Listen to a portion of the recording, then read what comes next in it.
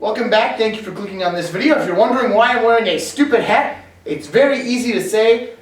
Today, the day this video is uploaded, January 8th, it's my birthday, so I'm wearing a birthday hat, because that's what you do when it's your birthday. Alright, but I'm not talking about birthday stuff. I am talking about my top 10 January dump month movies. Now let me explain.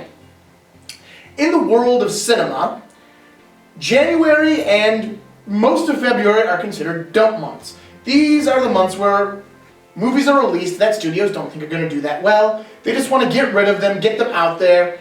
Award season, anything that's going to be up for award season has already been released. These movies aren't even eligible for the award season that's coming up in February because they'll be eligible for the next year's cycle. So this is where they dump movies, and I want to talk about my favorite movies of January. When we get to February, I'll cover my top 10 favorite February dump month movies, and then the summer dump months, I'll do those as well, because August and September are also dump months. Which is really funny that we have about 3 months, because it's like half of February and half of September are dump months. Then we have like 3 months where studios just blah and get rid of whatever movies they want to get rid of. But here are some of my favorites. So to begin with, we have our honorable mention. Split. Came out January 20th, 2017. This is not my favorite movie of this trilogy. Unbreakable, I try to enjoy that movie when I rewatch it. It is not that strong, but I like Split. I like what M. Night Shyamalan did with it. We got Kevin, he's got 23 distinct personalities, and he's got The Beast coming out, number 24, and he's got 3 unsuspecting teenage girls that he is going to kill, that he's kidnapped.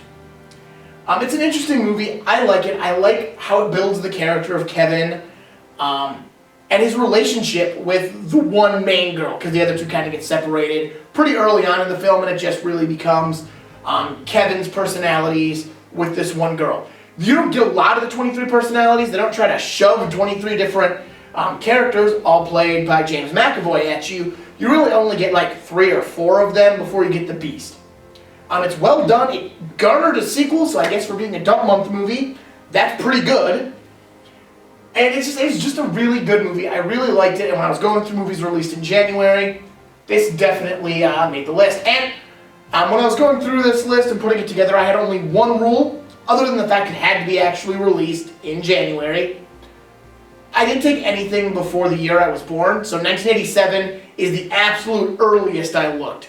Just because movies have been coming out for so long, and the farther you go back in history, the harder it is to find like a more firm release date, because you'd have a movie that released in like these states, and then like 2 months later it would go to these other states. It's not like today where basically a movie releases everywhere, or at least a large section of the United States at once, and then it might move over to another side where it has a firm release date. So I just started for my birthday, so just the last 33 years. Alright, so let's move on to the actual top 10. Number 10, Gangster Squad. January 11th, 2013 saw the release of this movie. It's a good movie. I like it. It's got that nice, gangster feel to it. You've got that great early 1900s feel to it with the looks, the costuming. Josh Brolin is amazing. I love Josh Brolin as an actor. So I was really excited to see this movie when it first came out. And it actually looks at a legitimate piece of history about the Gangster Squad, who were formed to go after Mickey Cohen. So you get that, you get some nice historical context, and you get some great acting. And again, I've always liked that kind of texture of this time period where you get like, everyone's basically in a suit, you get the nice hats on everyone, your main mode of firearm is a Tommy gun. I love the look of old Thompsons. To me, I get it, it's not the most effective firearm in the world, but give me that in a 6-shooter, that's what I like, if I'm going by look. So this one just has a great look to it, it tells a great story, and if you like these kind of movies, it is a great choice. Number 9, Tremors, January 19th, 1990. Who would have imagined a movie released during dump month would have spawned an endless number of sequels, basically, at this point. But basically, this is a movie about giant worms living underground that wake up and start eating people. You got Kevin Bacon as your star. It's a decent movie. It's a fun movie. I've always enjoyed watching Tremors. The sequels aren't as good as the original, But this is a really good movie, and it's definitely worth checking out. Number 8, Biodome. January 12th, 1996. If you want to talk about the epitome of why a movie gets released in dump month, here's our example. Pauly Shore, who is of course Pauly Shore, son-in-law, Encino Man, no one's expecting a lot from him, and Stephen Baldwin, who did an award-winning movie before this, because he was in The Usual Suspects, won a bunch of awards, really highly acclaimed. This is what he did after it. Immediately, like, we're not even talking like his career went downhill and then he did Biodome. He did Biodome next. This was his follow-up. It's like Cuba Gooding Jr. doing Below Zero after winning the Oscar. Anyways, two idiots are driving around the desert, decide they need to take a leak, drive past a biodome, and decide it's a mall. They don't realize what it is. They think it's a new mall that's opening up. So, they go inside. After, they have to trick security. So there's security, they do try to stop them, but they trick security. They end up inside and getting locked inside the biodome with the people actually doing the study. So the doors are locked for a year, and these two idiots are stuck in there, and they cause havoc. It's a guilty pleasure movie. It's fun, it's weird, it's dumb, it's bad. But it is it's the good kind of bad. It's what you expect with Pauly Shore. Number 7, Grandma's Boy. January 6th, 2006. What happens when you give Adam Sandler's Perpetual B-Man his own movie? Grandma's Boy. That's the answer. It stars Alan Kovic, who, basically if you watch any Adam Sandler solo vehicle, he's in it. He generally plays the sidekick in most of these movies, or at least a bit part. He's also a producer on all of them. This was them letting him have his own movie. It's about a pothead who also works as a video game tester, who gets evicted from his house because his roommate has been spending their rent money on Chinese prostitutes, and he ends up having to move in with his grandma and her two roommates. All the while, he's trying to win the affection of the new girl at work and get his video game actually looked at that he's been creating. It's a fun movie. It's a stupid comedy, but it's a fun, stupid comedy that's definitely worth checking out. It's in the vein of a lot of the other Happy Madison product. So if you like a lot of the other Adam Sandler stuff, number 6, Glass. January 18th, 2019. This one was last year's dump month, and it is the sequel to Split. If you watched my best of video last week, you know I liked this movie. I liked this movie. It made my top 10 of 2019. It is the continuation. You get the Unbreakable characters, and you get the character from Split, Kevin, all together trying to find out, is what they have real, or is it all just in their heads? And what happens when a world finds out that it has people who have superhuman powers? It is a good movie. It takes place primarily in a mental hospital, but even that, confinement actually plays to the movie's strengths.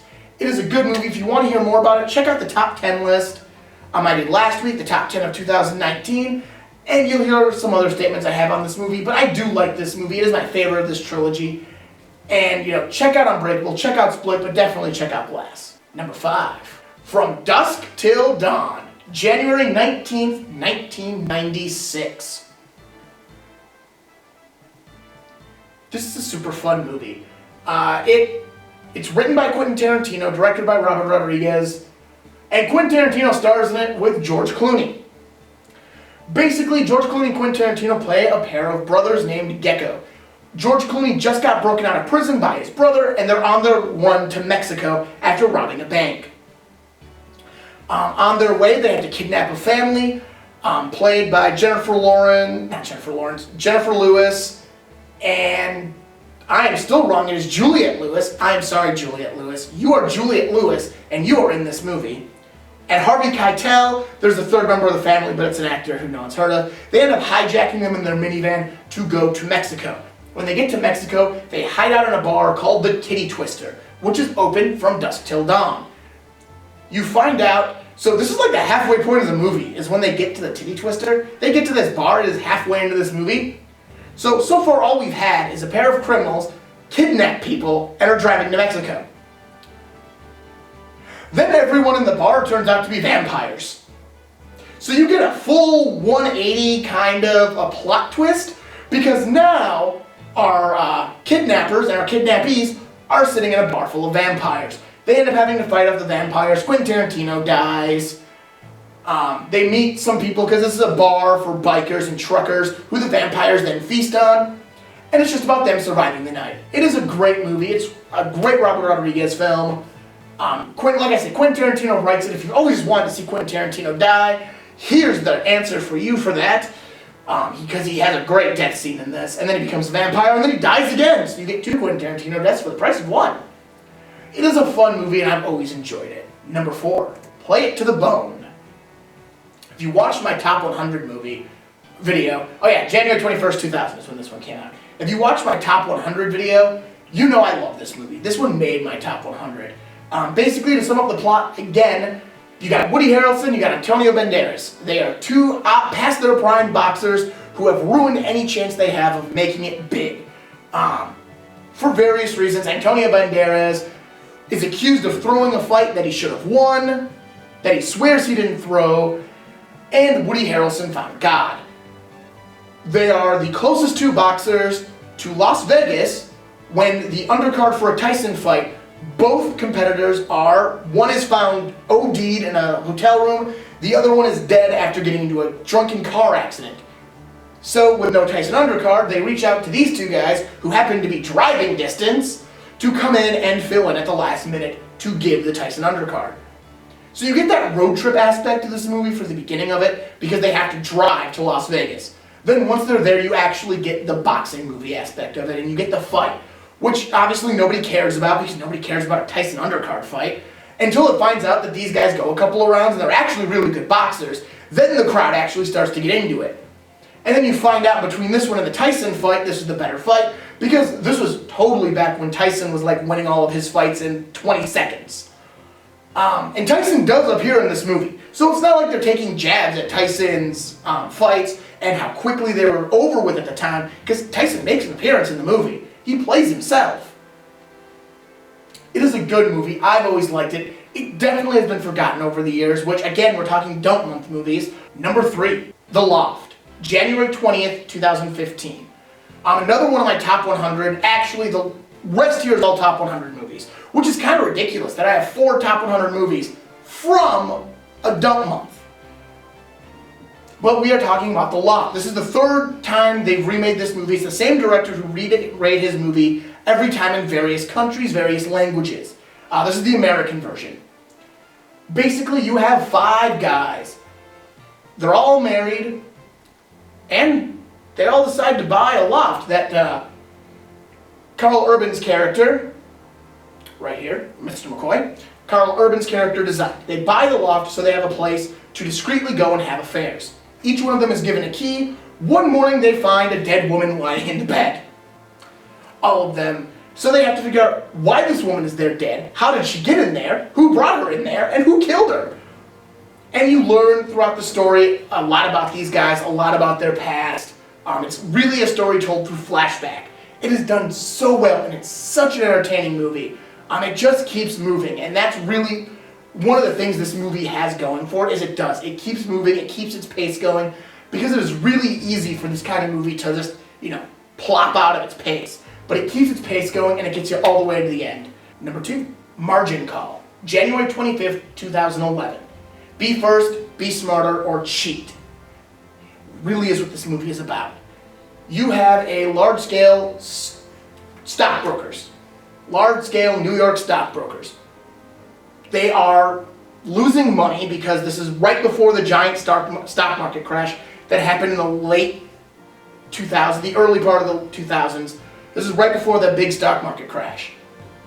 Basically, they're laying off people. One of the people they lay off is Stanley Tucci, who's been working on a new algorithm. He ends up handing the algorithm off to Zachary Quinto. Quinto figures out the algorithm that basically says within the next 24 hours, most of what they have on hand is going to be absolutely worthless.